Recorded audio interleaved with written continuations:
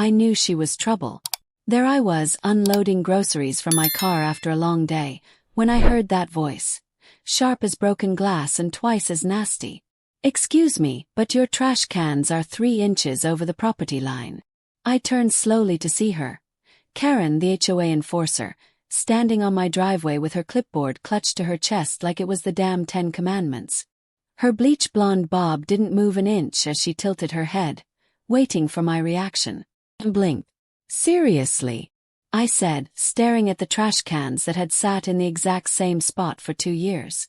Karen's lips pursed.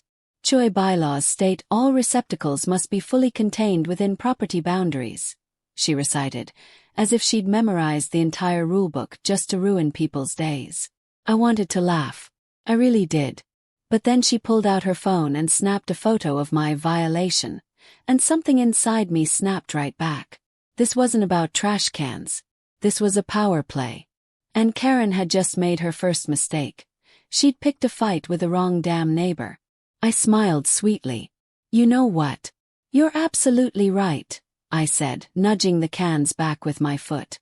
Karen's smirk was triumphant until I added, "I'll fix this right after you explain why your SUV's been parked illegally in the guest spot for 3 months. Her face went slack. "Oh yeah, Karen. Game on." Karen's mouth opened and closed like a fish out of water. Her perfectly manicured fingernails digging into that stupid clipboard.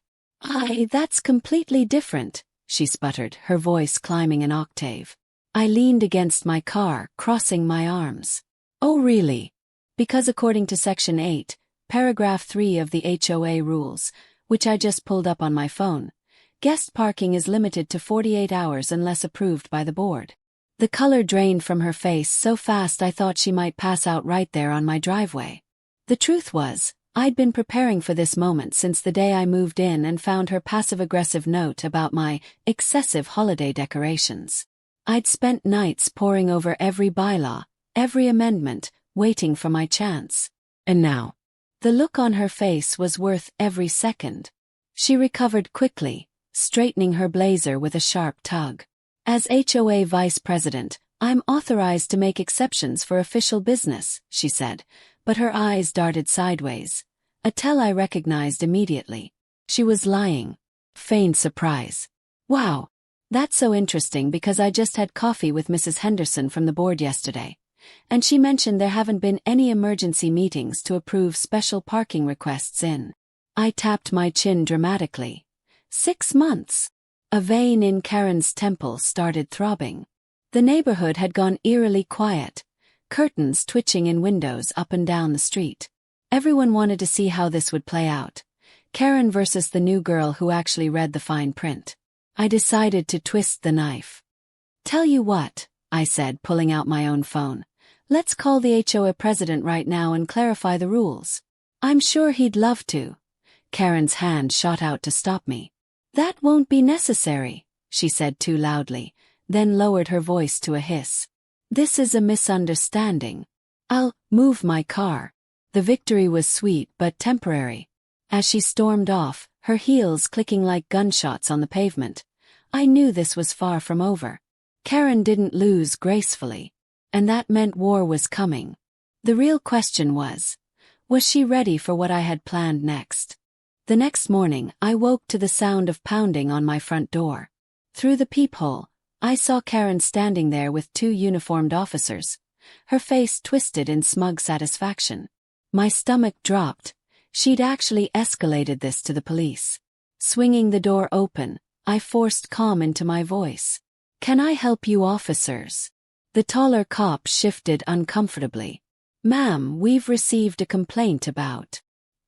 He glanced at his notepad. "Unauthorized surveillance equipment?" Karen cut in, pointing dramatically at my doorbell camera. "That's a clear violation of privacy laws and HOA Code 14.7. I nearly laughed in relief. She'd chosen the wrong hill to die on. "Actually, officer," I said sweetly, "that's a Ring doorbell, completely legal under the Video Voyeurism Prevention Act of 2004. Plus," I reached inside and pulled out a thick folder. "Here's my approved HOA request from last month, signed by the board president." Karen's face went purple as the officer examined the document. "Seems everything's in order here, Ms. Thompson," he said, handing it back. But Karen wasn't done. "What about her hedge? It's 6 inches over height limit." The younger officer sighed, clearly recognizing a lost cause.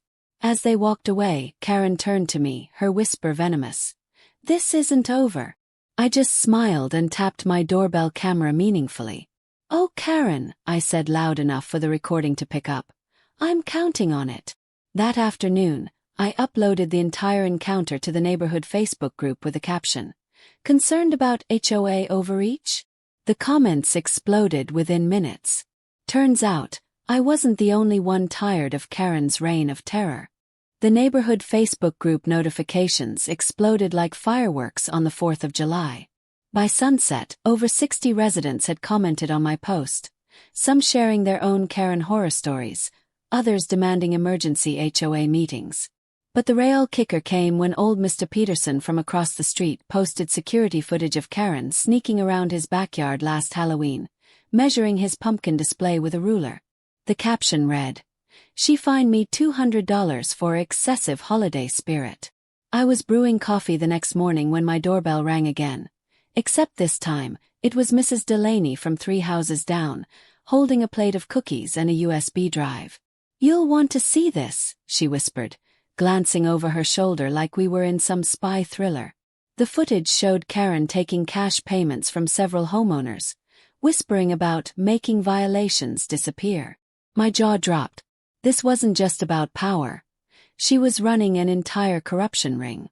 As I scrolled through the mountain of evidence piling up in our private neighborhood chat, now aptly renamed Operation Karen Overthrow, I realized we had everything we needed. That evening, I printed every damning photo, video transcript, and financial record, assembling them into neat binders labeled Exhibit A through K, for Karen, of course. The coup would happen at tomorrow's monthly HOA meeting. Except this time, instead of just me against Karen, there would be an entire army of fed-up homeowners armed with receipts. As I placed the last binder in my bag, I noticed my hands were shaking, not from fear but from anticipation. Karen had bullied this neighborhood for years, but her reign of terror ended tomorrow. And the best part, thanks to her own rulebook, we had every legal right to do this the proper way. The community center was packed to the rafters, standing room only, with neighbors spilling out into the hallway clutching their copies of the evidence binders I'd distributed. The air buzzed with nervous energy, like the moment before a thunderstorm breaks. Karen sat at the head table, her usual smug expression faltering as she took in the unprecedented turnout, her perfectly manicured fingers drumming an uneven rhythm on the polished wood. When the HOA president called the meeting to order, I didn't waste time, rising from my seat with the calm confidence of someone who knew the jig was up. "Before we begin," I said, my voice carrying effortlessly through the sudden hush, "I'd like to invoke Article 12, Section 4 of our bylaws allowing for emergency votes of no confidence." Karen's chair screeched as she shot to her feet. "This is outrageous," she spluttered, but the president, finally showing some backbone, silenced her with a raised hand. What followed was 2 electrifying hours of neighbors taking turns at the microphone, each revealing another piece of Karen's corruption. The mysterious maintenance fees that never resulted in any repairs, the selective enforcement of rules against those who crossed her, the whispered threats to elderly residents. Mrs. Delaney bravely presented the cash payment footage, her hands steady despite Karen's death glare. When it was my turn again, I dropped the nuclear option. Bank records showing Karen had siphoned over $28,000 from HOA funds into her brother's landscaping company. For work never done. The room erupted. Karen's face morphed from rage to panic as the votes were counted in real time on the projector screen. 87% no confidence, the highest in neighborhood history. As the gavel came down on her reign, something unexpected happened. Karen burst into tears. Not the performative, manipulative kind we'd all seen before, but genuine, heaving sobs that made her mascara run in black rivers down her cheeks. In that moment, the monster became just a sad, middle-aged woman who'd let petty power destroy her. The victory felt hollow for exactly 3 seconds, until little Tommy Henderson piped up from the back. "Does this mean we can finally have basketball hoops again?" The entire room exploded into laughter and applause, the tension shattering like glass. As I gathered my things, the newly elected interim president caught my arm. "We're forming an ethics committee," she said. "And we'd like you to lead it." I glanced at Karen, now a crumpled heap in the corner surrounded by former sycophants suddenly pretending not to know her, and smiled. "I'd be honored." The weeks following Karen's ousting felt like the entire neighborhood had collectively exhaled after holding its breath for years. Front yards suddenly bloomed with violation-worthy garden gnomes and brightly painted mailboxes. Kids' lemonade stands popped up on street corners without permits, and the sweet sound of basketballs bouncing on driveways became our new soundtrack. But the real change came when the ethics committee uncovered the full extent of Karen's schemes. Nearly $42,000 missing from community funds, buried under layers of fake invoices and shell companies. The day the police escorted her from her McMansion in handcuffs, half the neighborhood showed up with cameras and lawn chairs like it was some bizarre block party. Yet amid the celebration, I found myself staring at her empty HOA office, now being repainted a cheerful yellow, and realized something unsettling. Karen wasn't the disease, just a symptom. The real problem was the system that gave one person unchecked power to begin with. That's when I proposed the Never Again bylaws, term limits for board members, mandatory financial audits, and most radically, a neighborhood app where every resident could vote on major decisions in real time. The vote passed 98% to 2%. Old Man Jenkins voted no because technology is witchcraft. The local news did a feature on our HOA revolution, and suddenly I was fielding calls from homeowners associations across the country wanting to replicate our model. But the most surreal moment came when a familiar figure appeared at my door one rainy Tuesday. Karen out on bail, her designer handbag replaced by a fraying tote. I came to apologize," she mumbled, her eyes fixed on my welcome mat. The woman who once struck fear into the neighborhood now looked hollowed out, her Botoxed forehead actually wrinkling with genuine emotion. She slid an envelope across my porch, a $20,000 personal check toward the missing funds. "It's not everything, but..." Her voice broke in a way that made my anger soften just a fraction. As she turned to leave, I surprised myself by saying, "The community garden needs volunteers on Wednesdays." Karen froze, her shoulders tensing, then gave the smallest nod before disappearing into the rain. Maybe redemption was possible after all, but one thing was certain: our neighborhood would never be the same. And honestly, thank God for that. The first Wednesday after Karen's unexpected apology, the entire neighborhood held its breath. Would she actually show? At precisely 8:03 a.m., 3 minutes late, old habits die hard, a silver Lexus pulled up to the community garden, and there she was, Karen Thompson, dressed not in her usual power suit but in faded jeans and gardening gloves 2 sizes too big. The murmurs among the volunteers grew louder as she hesitantly approached the sign and sheet, her signature noticeably shakier than the bold strokes we'd seen on all those violation notices. I handed her a trowel without comment, assigning her to weed the overgrown herb beds with Mrs. Delaney, the same woman whose damning footage had helped seal Karen's fate. The tension was so thick you could spread it on toast. But then something miraculous happened. Little Mia Rodriguez tripped and skinned her knee, and before anyone could react, Karen instinctively pulled a Hello Kitty Band-Aid from her pocket, who knew, and gently applied it while murmuring comfort. The entire garden froze in collective shock. This small act of humanity cracked the ice just enough for tentative conversations to begin. By lunchtime, Karen was actually laughing at Mr. Peterson's terrible dad jokes as they staked tomato plants together. It was surreal, like watching a lion peacefully grazing with lambs. Later, while composting, Karen confessed to me in a quiet moment, "I didn't realize how lonely I was until everyone stopped talking to me." The raw honesty in her voice made me realize our neighborhood hadn't just been victims. We'd created the monster by never pushing back until things went nuclear. That evening, as we washed dirt from our hands, the committee voted unanimously, yes, even Old Man Jenkins, to accept Karen's restitution check and drop the civil lawsuit. The criminal charges would proceed, but the DA had already offered a plea deal involving community service and repayment. Walking home, I noticed something extraordinary. Karen's house, once perfectly manicured to HOA standards, now sported slightly overgrown hedges and a crooked welcome mat. Imperfect. Human. Life. Maybe second chances weren't just fairy tales after all. The transformation of our neighborhood became the talk of the town, not just because we'd ousted a corrupt HOA president, but because of what happened next. The community garden became our unofficial town square, where Karen, much to everyone's surprise, became the de facto tomato growing expert. The same woman who once fined people for unapproved vegetation now held weekend workshops on organic gardening. Her meticulous nature finally channeled into something productive. The local paper ran a follow-up story. From Tyrant to Tomato Queen, the unlikely redemption of Karen Thompson. Strangers drove by just to catch a glimpse of the infamous Karen kneeling in the dirt. Her designer sunglasses swapped for a floppy sun hat. But the real turning point came during the annual neighborhood potluck, the first one in years not governed by a 20-page rulebook. Karen arrived carrying a store-bought pie, nervously clarifying she'd followed all food safety guidelines.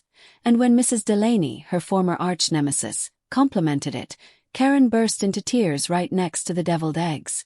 The once feared dictator of driveway regulations was now just Karen.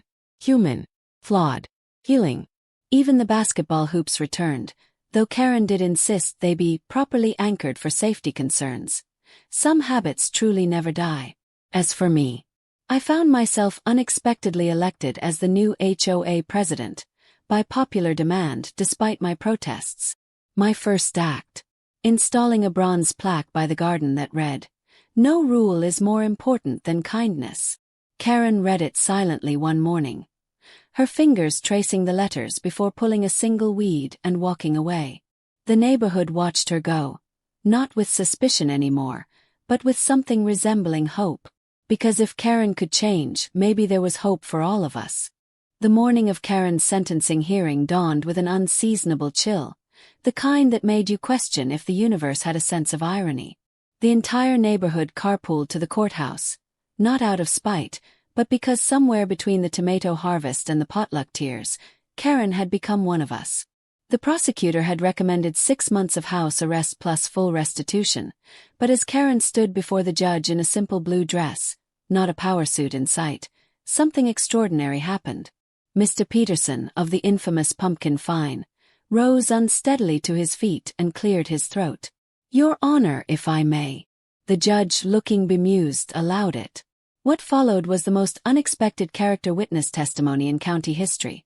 15 neighbors taking turns describing the woman who'd replanted Mrs. Delaney's roses after the frost, who'd organized a meal train when the Rodriguez family had their baby, who'd quietly paid to fix old man Jenkins' leaky roof after the HOA funds were exhausted. The judge listened, her stern expression softening, until finally Karen herself spoke, her voice barely above a whisper. "I spent years obsessed with control, with perfection, and it took losing everything to realize a neighborhood isn't about rules, it's about people." The sentence came down lighter than expected. Probation, community service at the local food bank, and of course, full repayment. But the real surprise came when we returned home to find Karen's once impeccable lawn transformed into a certified wildlife habitat, complete with a little sign that read, "Pollinators Welcome." That night, as fireflies danced over what we'd all started calling Karen's Redemption Garden, I realized something profound. We hadn't just reformed our HOA or reformed Karen, we'd reformed what it meant to be a community. And as the stars came out, someone fired up the grill, kids played tag through the sprinklers, and Karen, yes Karen, laughed so hard at one of Mr. Peterson's jokes that she snorted her lemonade. The perfect ending to our messy, beautiful story. Or maybe just the beginning.